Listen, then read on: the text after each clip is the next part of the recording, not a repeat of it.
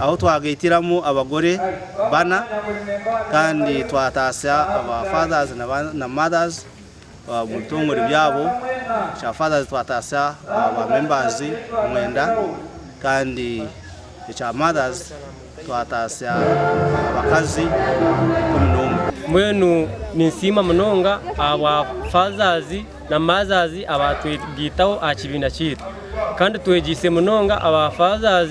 kurengo bazo mu kibina kandi bayombeka amakagabo gabonera munonga nabwanyuma hakurataho no kugihite mu kugena y'abagore abo kugira ngo kuzo mu kibina cya Mothers na Fathers Union no bogisirwe Richard Asimwe mu ishirwa busaba dikono bwa muhora aro kubura yagira ngo kutunga sente umuntu notekwa gukora bantu bamukama wange ikirize twine gukora abestane rabiya ngo abo sente zori kutunga otarabire mu gukora ngo hariyo zibatiho mu nyanja ngo arizo kongo katunga nyenda kugambiro izobe turikwebe sente zona ukora ki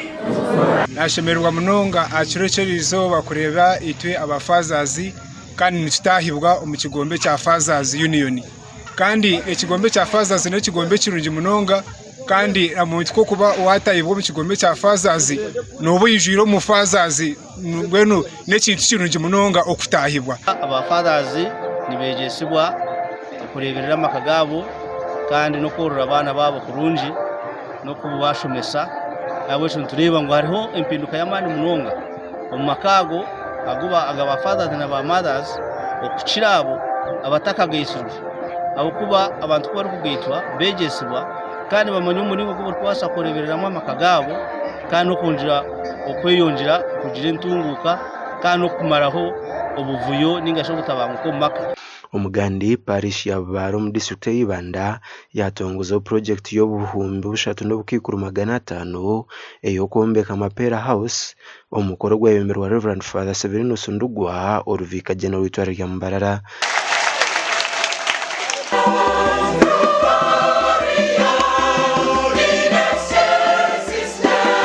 Father Ndugwa yayereko kwato habwa yembeza baguhindura umuze obwo kubiha abantu ngo nubija gukora bitu bakakora ibyabo abembezi bitu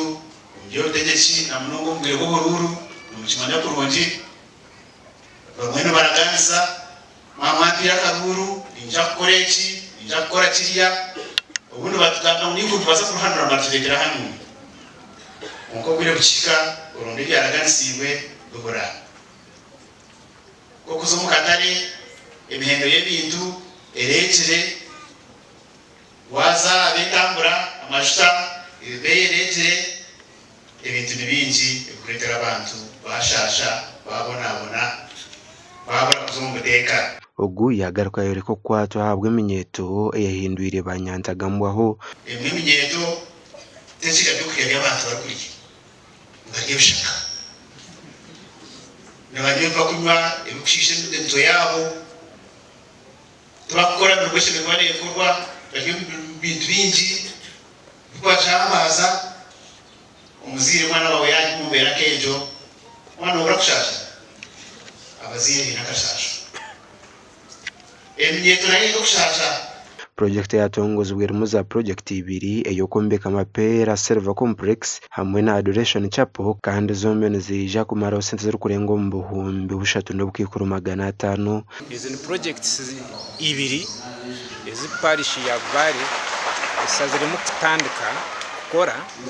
ubwiru kwizuka emyaka 25 parish ya Bari itandikiri and to expecting and project says zaza kwa zokwe turi celebrating emyaka 25 the silver jubilee edini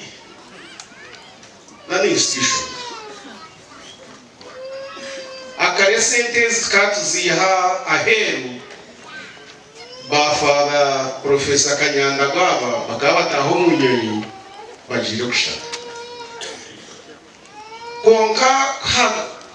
edini kuyagire Russia yaza handi esente zabanje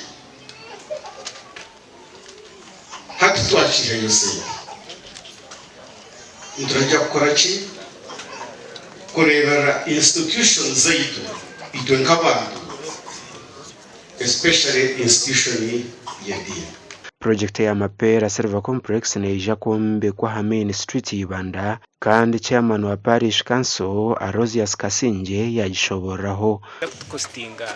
3.5 billion. That building is in underground parking. Then hamutwe tuongereho floors ibiri miliyoni 36 n'emitwaro 10. Gasha kwa Philip Marangera na Timothy Mushabe. Ashara kwa ya Parish